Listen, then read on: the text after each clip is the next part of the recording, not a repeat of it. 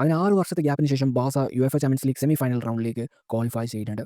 അപ്പോൾ ബൊറൂസിയക്കെതിരെയുള്ള മത്സരത്തിൽ 5-3ൻ്റെ ഒരു അഗ്രിഗേറ്റിലാണ് ബാസ മാച്ച് വിൻ ചെയ്യുന്നത്. അപ്പോൾ ഫസ്റ്റ് ലെഗിൽ ബാസ 4-0ൻ്റെ ആ ഒരു ലീഡ് നേടിയിട്ടുണ്ടെങ്കിലും സെക്കൻഡ് ലെഗിൽ ആ ഒരു പെർഫോമൻസ് ബാസക്ക് മെയിൻറ്റെയിൻ ചെയ്യാൻ സാധിച്ചില്ല. അപ്പോൾ അറിയാവുന്ന ഒരു കാര്യമാണ്, അതായത് അവേ മാച്ചാണ്.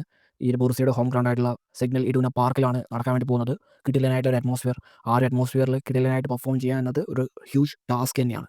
അപ്പോൾ ആ ഒരു ടാസ്കിൽ ബാസ ഫെയിലായി. പക്ഷേ ഇതിൽ നമ്മുടെ ടീമിനെ കംപ്ലീറ്റ്ലി ബ്ലെയിം ചെയ്യാൻ പറ്റുമെന്ന് എനിക്ക് തോന്നുന്നില്ല. കാരണം കഴിഞ്ഞൊരു 10-15 ദിവസമായിട്ട് ബാസ 7 മാച്ചാണ് പെർഫോം ചെയ്തിട്ടുള്ളത്. ആ 7 മാച്ചിലും ഹാൻസ് ഫ്ലിക്ക് ഒട്ടുമിക്ക ഫസ്റ്റ് ടീം താരങ്ങളെയാണ് യൂസ് ചെയ്തിട്ടുള്ളത്. ഒരാൾക്ക് പോലും പ്രോപ്പറായിട്ടുള്ള റെസ്റ്റ് ഹാൻസ് ഫ്ലിക്ക് കൊടുത്തിട്ടൊന്നുമില്ല. അപ്പോൾ പ്രോപ്പർ റെസ്റ്റ് ഇല്ലാതെയാണ് നമ്മുടെ players back to back matches perform ചെയ്യേണ്ടി വരുന്നത്. അപ്പോൾ ആ ഒരു back to back matches perform ചെയ്യുമ്പോൾ ഇൻറ്റൻസിറ്റിയിൽ ഡിപ്പ് വരും. അത് തന്നെയായിരുന്നു ഈ ഒരു മാച്ചിൽ മെയിനായിട്ട് കണ്ടത്. അപ്പോൾ ആ ഒരു പ്രശ്നം അവിടെ നിൽക്കുന്ന ടൈമിലാണ് നമ്മുടെ പ്ലെയേഴ്സിന് വന്ന് കുറേ മിസ് പാസ് വന്നുകൊണ്ടിരുന്നത്. അത് അക്സെപ്റ്റ് ചെയ്യാൻ പറ്റുന്ന ഒരു കാര്യമല്ല. ഈ മിസ് പാസ് കാരണം ഫസ്റ്റ് ഹാഫിൽ ബാസ കുറേ ഷോട്ട് ഫേസ് ചെയ്യേണ്ടി വന്നു. പ്രോപ്പറായിട്ടൊരു ബിൽഡപ്പ് പാസ് നടത്താൻ പറ്റുന്നുണ്ടായിരുന്നില്ല. ഇപ്പോൾ ഈ ഒരു Borussia man to man marking ഒക്കെ നടത്തിയിട്ടുണ്ടായിരുന്നു. Maximum man to man pressing നടത്തിയിട്ടുണ്ടായിരുന്നു. ബാസക്ക് തിരിച്ച് ചെയ്യാൻ പറ്റുന്നില്ല. കാരണം പ്ലേയേഴ്സിന് ആ ഒരു എനർജി ഇല്ല. അത് അക്സെപ്റ്റ് ചെയ്യാൻ പറ്റും. പക്ഷേ പാസിംഗിൻ്റെ കാര്യത്തിൽ കുറച്ചും കൂടി എഫിഷ്യൻസി കാണിച്ചൂടെ? അതും ഈ ഒരു ബിഗ് മാച്ചിൽ കാഴ്ചവെക്കുക എന്ന് പറയുന്നത് ഇമ്പോർട്ടൻ്റ് ആയിട്ടുള്ള ഒരു കാര്യമാണ്. അത് കാണിച്ചിട്ടുമില്ല. പിന്നെ ബാസ കൺസിഡർ ചെയ്ത ആ 3 ഗോളും അതെനിക്കെന്തോ അക്സെപ്റ്റ് ചെയ്യാൻ പറ്റുന്നില്ല. ഇപ്പോൾ നമ്മൾ ആദ്യം കൺസിഡർ ചെയ്ത പെനാൽറ്റി ആണെങ്കിലും അത് ജൂൾസ് കൂടെയായിട്ട് മിസ്റ്റേക്ക് ഉണ്ട്. അദ്ദേഹം പ്രോപ്പറായിട്ട് ഒരു ഓഫ് സൈഡ് ട്രാപ്പ് ക്രിയേറ്റ് ചെയ്താൽ തീരാവുന്ന പ്രശ്നമില്ല. അദ്ദേഹം അത് ചെയ്തില്ല. പ്രോപ്പറായിട്ട് അവരായിട്ട് നിന്നില്ല. ലാസ്റ്റ് ആ ഒരു കൗണ്ടർ അറ്റാക്ക് ഫേസ് ചെയ്തു. എന്തിനാണ് ആ ഒരു ടൈമിൽ ഷെസ്നി സ്വന്തം ലൈന് വിട്ട് ആ ഒരു ബോൾ ക്ലിയറൻസ് നടത്താൻ വേണ്ടി വന്നത്? ആ ഒരു ക്ലിയറൻസ് നടത്തിയതിൻ്റെ പേരിലാണ് നമ്മൾ ആ ഒരു പെനാൽറ്റി ഫേസ് ചെയ്യേണ്ടി വന്നത്.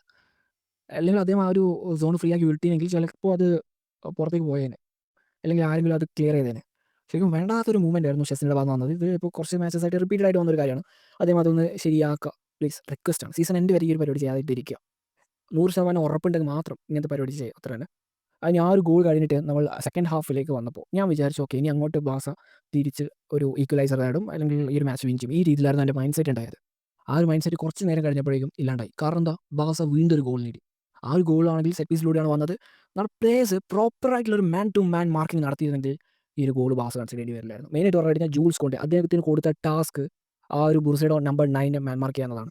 അദ്ദേഹം അത് പ്രോപ്പറായിട്ട് ചെയ്തില്ല. അദ്ദേഹം മാത്രമല്ല, ലെവൻഡോസ്കി ഉണ്ട്. ലെവൻഡോസ്കിക്ക് വിചാരിച്ചാൽ ആ ഒരു ഗോൾ ബ്ലോക്ക് ചെയ്യാൻ പറ്റുമായിരുന്നു. അതായത് ആ ഒരു പ്ലെയറെ ബ്ലോക്ക് ചെയ്യാൻ പറ്റുമായിരുന്നു. പക്ഷേ ചെയ്തില്ല. ഇങ്ങനത്തെ കുറേ ഇൻഡിവിജ്വൽ എറേഴ്സ് കാരണമാണ് നമുക്ക് ഗോളുകൾ കൺസിഡർ ചെയ്യേണ്ടി വരുന്നത്. നമ്മുടെ കഴിഞ്ഞ കുറേ ജേർണി എടുത്ത് നോക്കുകയാണെങ്കിൽ ഇത് തന്നെയാണ് നമ്മുടെ മെയിൻ മിസ്റ്റേക്ക്. അവെയർ ആവില്ല. അവെയറായിട്ട് നിൽക്കേണ്ട സിനാറിയോയിൽ അവെയർ ആവാണ്ട് കൂളായിട്ട് നിന്ന് കഴിഞ്ഞാൽ ഇങ്ങനത്തെ കുറേ ഗോൾ കൺസിഡർ ചെയ്യേണ്ടി വരും. ഇവിടെ ഷെസ്നിനെ എനിക്ക് ബ്ലെയിം ചെയ്യാൻ പോലും പറ്റത്തില്ല. കാരണം അദ്ദേഹത്തിൻ്റെ ഡ്യൂട്ടി പെർഫെക്റ്റ് ആയിട്ട് ചെയ്തിട്ടുണ്ട്. ആ ഒരു പെനാൽറ്റി ഒടിച്ചു കഴിഞ്ഞാൽ ഷെസ്നി ചെയ്യേണ്ട ഡ്യൂട്ടി അദ്ദേഹം പെർഫെക്റ്റ് ആയിട്ട് ചെയ്തിട്ടുണ്ട്. ഇനി മൂന്നാമത്തെ ഗോളിൻ്റെ കേസ് വരികയാണെങ്കിൽ അതിൽ ജെറാഡ് മാർട്ടിനെ ഞാൻ ബ്ലെയിം ചെയ്യില്ല. കാരണം ജെറാഡ് മാർട്ടിൻ അദ്ദേഹത്തിന് ചെയ്യാൻ പറ്റുന്ന മാക്സിമം ചെയ്തിട്ടുണ്ട്. അവിടെ ചെയ്യേണ്ട ഏക ആളെന്ന് പറയുന്നത് അറൗഹോ. അറൗഹോ എന്ത് ചെയ്യണം? ഒന്നുകിൽ ബോൾ ക്ലിയർ ചെയ്യണം, അല്ലെങ്കിൽ ഒരു ചിപ്പ് പാസ് സ്വന്തം ടീമേറ്റിന് കൊടുക്കുക. ഇനി അതും പറ്റുന്നില്ല എന്നാണെങ്കിൽ നേരെ ഒരു കോർണർ കിക്ക് കൊടുക്കുക. ഇത് ചെയ്താൽ മാത്രം മതി. പക്ഷേ നമ്മുടെ നന്മവരായിട്ടുള്ള അറൗഹോ ആ ഒരു ബോൾ ഒപ്പോണന്റ് പ്ലെയറിൻ്റെ കൈ കൊടുത്തിട്ട് പറയാം, അടിച്ചോ, കുഴപ്പമില്ല, നമുക്ക് ലീഡുണ്ട്, ഗോൾ അടിച്ചോ എന്ന് പറയുകയാണ് ചെയ്തത്. എനിക്കത് അക്സെപ്റ്റ് ചെയ്യാൻ പറ്റുന്നില്ല.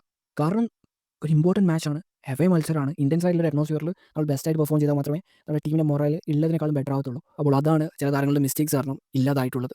അതിനി തിരിച്ചു പിടിക്കുമെന്ന് വിശ്വസിക്കുന്നു. പിന്നെ ഈ ഒരു മാച്ച് കണ്ടപ്പോൾ ഒരു കാര്യം വ്യക്തമായി, അറൗഹോന് ഹാൻസ് ഫ്ലിക്കിൻ്റെ സിസ്റ്റം പ്രോപ്പറായിട്ട് അഡാപ്റ്റ് ചെയ്യാൻ ഇനി പറ്റുമെന്ന് തോന്നുന്നില്ല. അതേപോലെ തന്നെ ഈ ഇദ്ദേഹത്തിന് ബിഗ് മാച്ച് പ്രഷർ പ്രോപ്പറായിട്ട് ഹാൻഡിൽ ചെയ്യാൻ പറ്റത്തില്ല.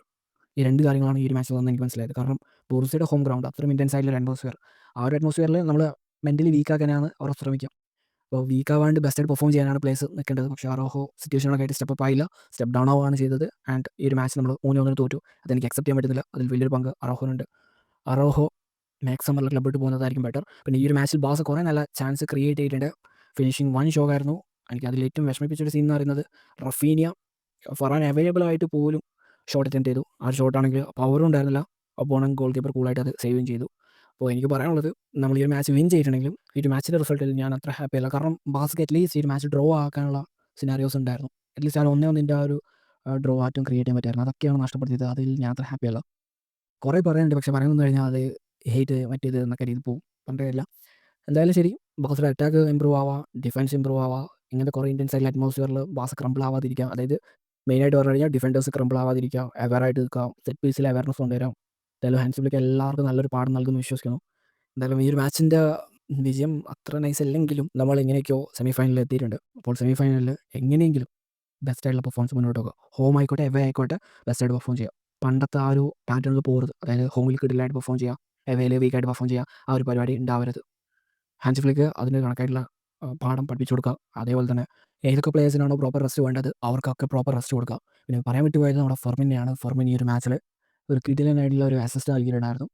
ആ ഒരു പ്ലെയറിൻ്റെ ഇൻറ്റൻസിറ്റി വൈസ് ഫുൾ 90 മിനിറ്റ്സ് കൊടുക്കണമായിരുന്നു. പക്ഷേ ഹാൻസ് ഫ്ലിക്ക് അത് ചെയ്തില്ല. ഫുൾ 90 മിനിറ്റ്സ് കൊടുത്തിരുന്നെങ്കിൽ ചിലപ്പോൾ റിസൾട്ടിൽ കുറച്ചും കൂടി ഡിഫറൻസ് ക്രിയേറ്റ് ചെയ്ത് തന്നേനെ. അതുമാത്രമല്ല ഫെർമിൻ നല്ല രീതിയിൽ ഇമ്പ്രൂവ് ആവും എന്ന് എനിക്കൊരു വിശ്വാസമുണ്ട്. ഈ ഒരു ഗെയിം ടൈം ഹാൻസ് ഫ്ലിക്ക് കൊടുക്കുകയാണെങ്കിൽ.